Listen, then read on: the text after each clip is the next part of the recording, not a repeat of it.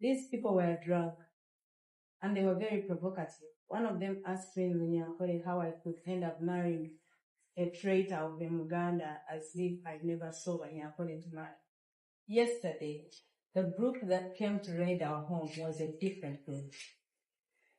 They were so many, heavily armed, drunk, and they looked the same and spoke one language. They broke into the gates, the lower gate. Our askari was in a different corner, so he saw them and he called me.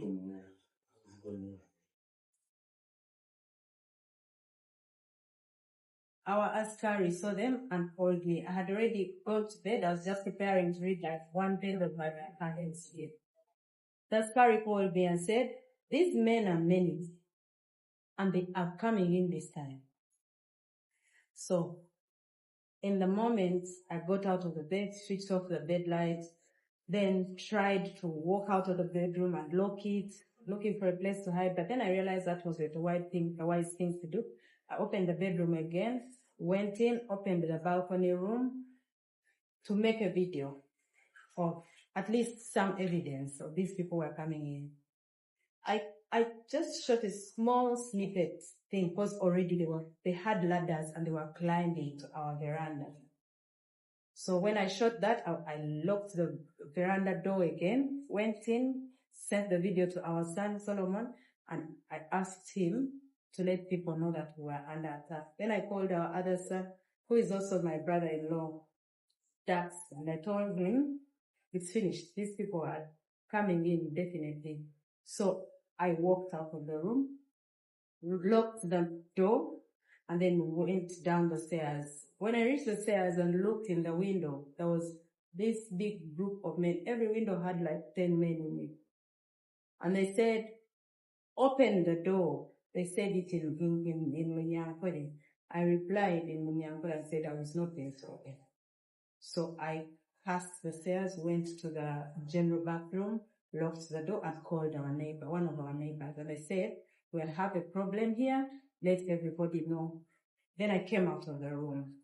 When I came out of the room, they were already coming into the sitting room. They had finished breaking everything. There were so many, very many.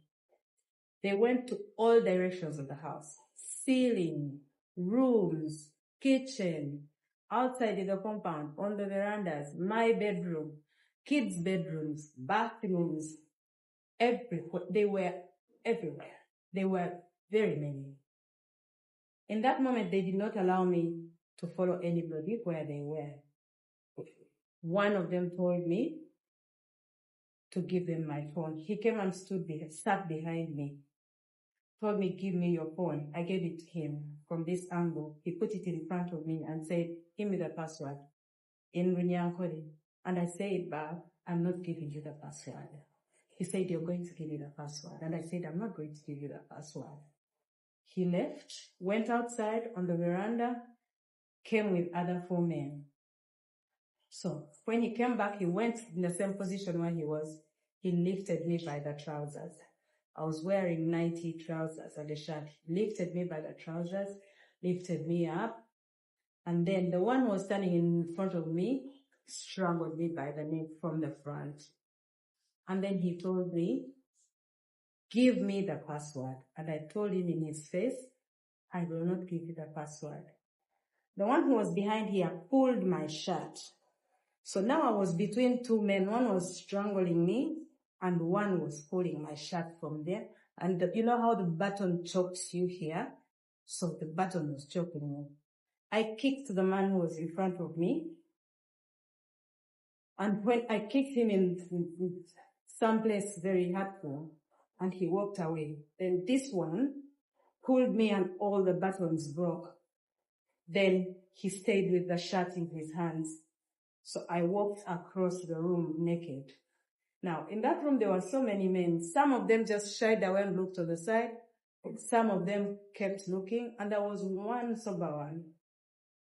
And he said in Uganda, "Nedda, Mama Mudize, the sat here yambale." It was on the floor. One of them picked it and said, "Wanike Nikon." oh yeah, I'm very sad. And I said, no, give me the shirt, I'll dress myself up. He gave it to me. In that moment, the other guy who took my phone and who tore my shirt in the beginning, came back and held me by my hair. It was plaited like this last night. He held me by my hair and pushed me all the way up to a pole across in the sitting room. And I hit my lip. And then he told me, bring the password. I said again, there's no password for you. Then he pulled me down on the floor. And they sat on me. I felt as if 4 bodies sat on me. There was someone, I think, who was overseeing everything. He told them, what's happening here? Leave her. Then they went. I sat on the floor. And in that moment, I felt thirsty. I felt nauseous. I felt dizzy. My body was confused. I asked for water. They brought me a glass of water. I asked for more water. They gave me another glass. And that was the last that I remember of that event. The next moment that I got to realize, I was on the veranda sleeping in my own vomit. And the askari and the other boy organized and drove me to hospital. So they left you in your house or your house? They left me in my house. In my house or on the veranda. Because when I realized I was outside on the veranda, sleeping in my own vomit. So all this while, they were asking me where my husband was. Where is your husband? I said, I don't know where he is.